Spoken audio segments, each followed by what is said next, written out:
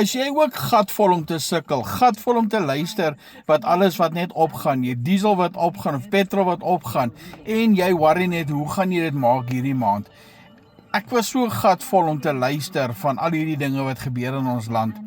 En ek is toe nou medies afgesit by my werk op 51 en my pensioen is nie goed genoeg vir ons om te oorleef nie. En ek was net gatvol vir alles.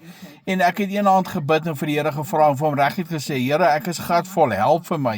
En die Here het vir my op 'n oplossing afgekom of die Here het vir my 'n oplossing uitgewys waar ek begin het toe met digitale bemarking. En ek nooi vir jou uit om vanaand 'n klas te kom bywoon en ook te kom sien of die dalk 'n oplossing is vir jou. Dis tussen 7 en 8 vanaand kan jy inskakel. Jy vra my net vir die link en ek gee hom vir jou. Jy kan jou kamera afsit, jy kan jou mic afsit, jy kan net luister en kom sien waaroor gaan digitale bemarking.